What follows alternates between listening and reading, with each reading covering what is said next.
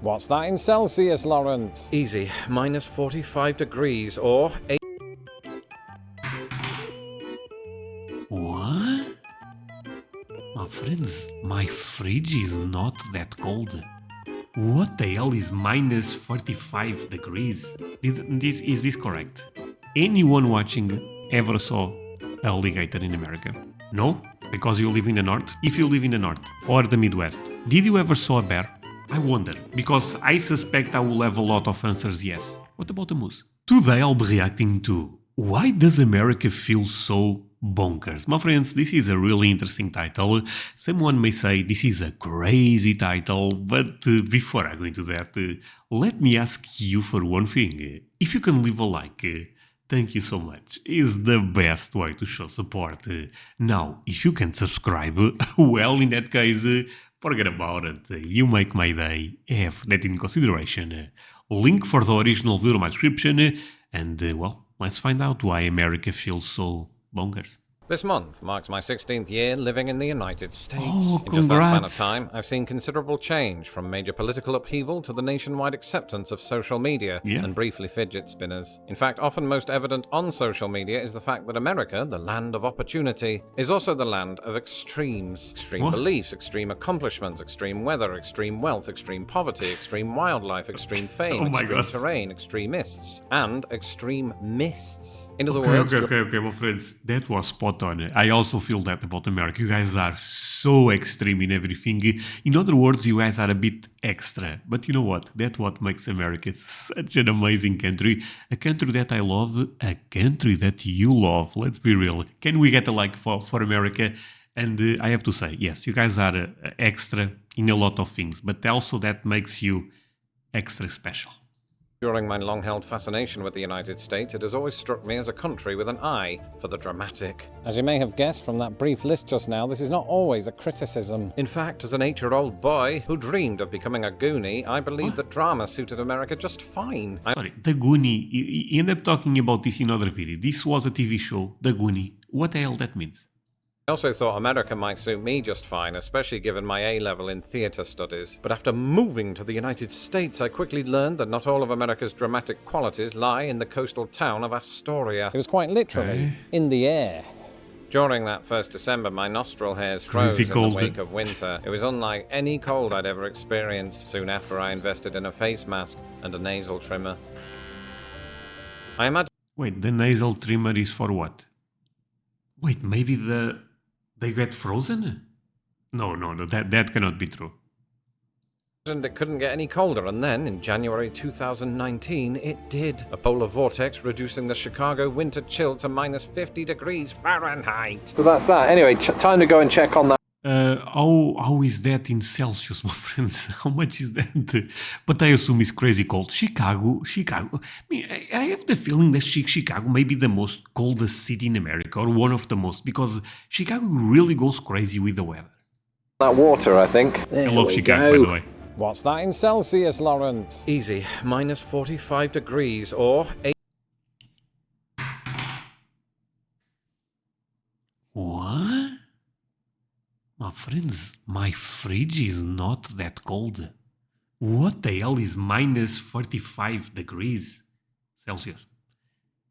Is this correct?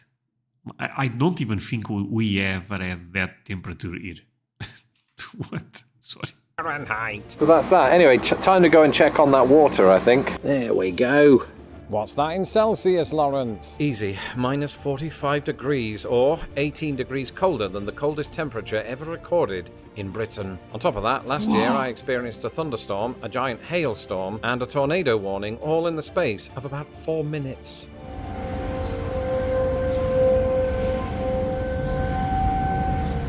Probably go and find out. Yeah, These probably. things don't happen in Okay, my friends, sorry, but Chicago is really cold. That's not normal. Maybe in Montana and places like that is similar, but I feel like Chicago really goes crazy with the cold weather. And the fun fact, you guys, a lot of you guys know this because I share this all the time because I'm so proud. A lot of my viewers are from Chicago. Better saying, a lot of my viewers are from everywhere. I actually believe the state that I have the most viewers is Texas, baby. But the city that I have the most viewers is actually Chicago. How crazy is that? In the UK. By the way, let's run this part back. And are you guys okay with the weather?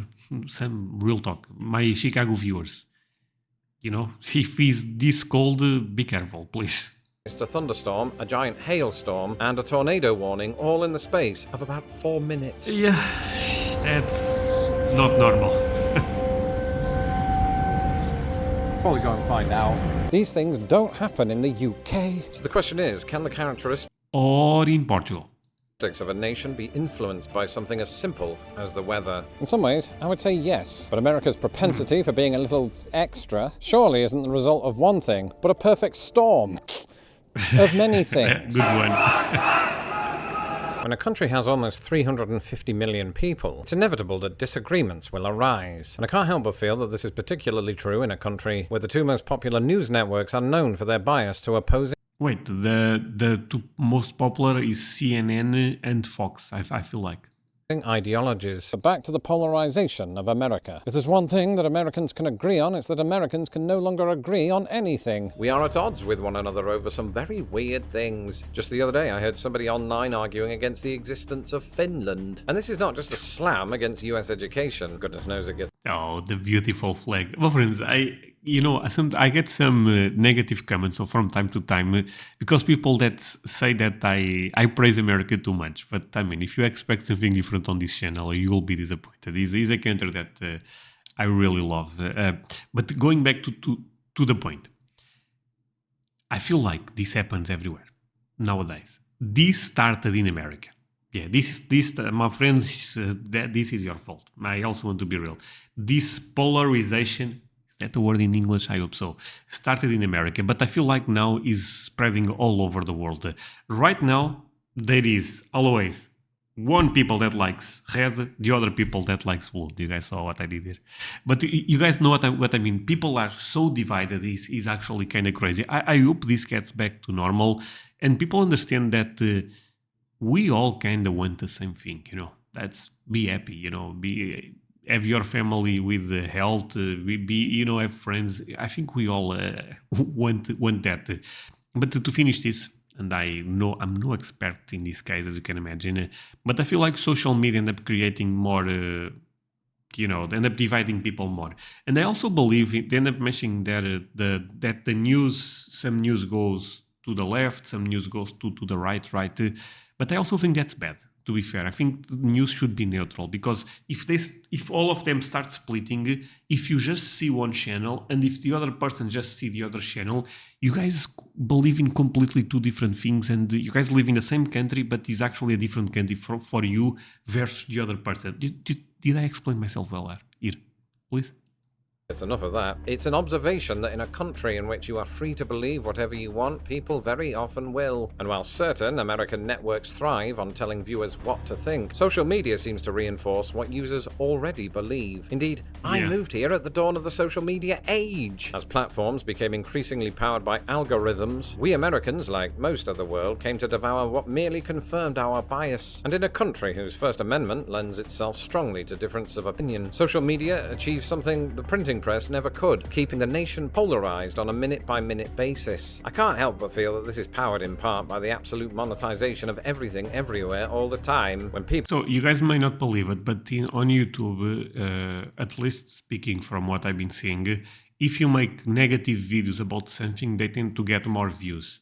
My channel does well, but you guys, if I was saying really bad things about America or about Americans, I would have more views. I have almost no doubt about that because there is some weird thing that happens with the algorithm or people click more when there is some type of rage thing going on. I don't even know what. Not that I would care that much to be fair with you, but this happens for sure. People, including myself, are rewarded for high engagement. Boundaries will be pushed to the limit in order to eke out those extra dollars. So why not shovel out a good old Finland isn't real post if it results in 20,000 comments? Heck, you could even argue that this very video, when compared to other Lost in the Pond content, is on the extreme side. So perhaps money is the deciding factor in all of this. After all, the United States has greater wealth inequality than virtually all of the developed world. Indeed, 8 of the world's top 10 richest people are based in the US, and no, I'm not yet get one of them. On the flip side, America's wealth has led to, transformative technological advancement, cinematic entertainment, or crucially, success at the Olympics. Furthermore, few people realize that the United States is routinely ranked among the most charitable nations on Earth. And so yes, since I'm... Come on, my friends. You guys are always winning by love for America. One of the countries that gives the most to charity. Did I understood that correctly? Let's run it back, my friend. That's amazing. Entertainment, or crucially, success at the Olympics. Furthermore, few people realize that the United States is routinely ranked among the most charitable nations on Earth. And so yes, since I moved here, American extremity has done anything but return to the wilderness, much like the actual wilderness. This is another problem with America. Yeah, my friends. Yeah, you guys really have crazy, and I like that. I really don't like that guy. Do you know what you don't have to worry about in England? Animals that will eat you for breakfast. From memory, the only close call I had was that one time a cow ushered me out of Aunt Deborah's barn. America, on the other hand, has so many deadly species that the suspense films write themselves. Afraid of alligator swamps? Fine. Go live with the rattlesnakes instead. Not your cup of tea? And then why not run off into the woods while smeared in honey? Or reach under the toilet seat in your parents' basement? And I know what you're thinking. Ooh, Lawrence, these animals are rarely fatal to humans. To which I say, you're right. In fact, perhaps the most extreme thing about such creatures is our irrational fear of them, despite... No. But I'm really unlucky. If I see a bear in front of me, I'm dead 100%. It is, my friends, I'm telling you, this, I was about to say this will happen. I hope this will never happen. But if that happens, yeah, this channel is over. You may have learned from the But I will avoid the best I can when I visit America. Documentary Jaws. Only one American on average dies from a shark attack each year. Fewer die still from black widow bites. The last such recorded fatality in America occurred the same year Thriller came out. So that leads me to another question. Have we got it wrong? Is America not quite as extreme as it seems? Well, as somebody who... Wait. But if you go to Florida, aren't alligators everywhere? When I say everywhere, and I don't mean on the city, right? In the city, no. Okay, no, I'm joking. But you can find one. In the south, the same thing. If you go to rural, difficult word in English, rural areas, you can find one, right? Who's actively abstained from social media in recent months, I am reminded that there might be some validity to this argument. Amid all of... You know what? We are going to run that part back, but I have a question. This way, I will actually know more or less what is going on in America when it comes to crazy animals.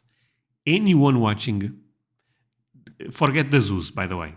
Zoo does not count. But anyone watching ever saw an alligator in America? No? Because you live in the north? So, this is the question for the ones that live in the south. If you live in the north or the Midwest, did you ever saw a bear? I wonder, because I suspect I will have a lot of answers yes. What about the moose?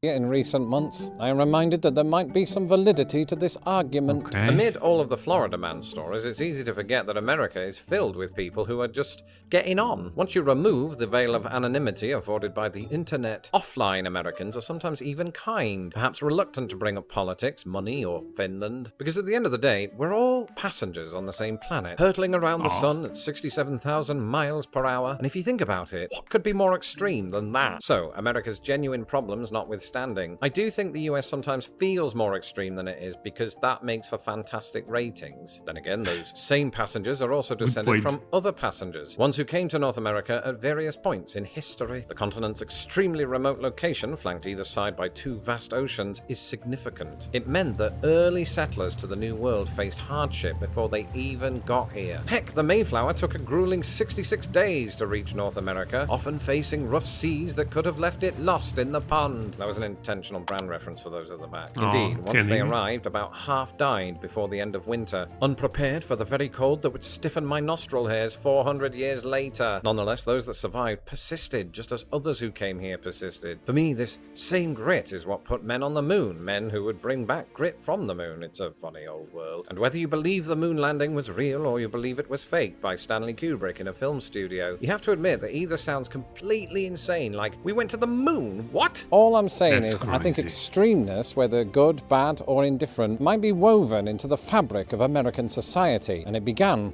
400 years ago. Actually, more like millions. Because this is a country of enormous Oh, we are talking about Native Americans, but I end up loving the thing he said there about, that basically we are all on this together. And this is true, my friends. I think, sometimes people hate each other, but I really believe at the end of the day, we are all going to die, right, my friends? So enjoy this place while you can.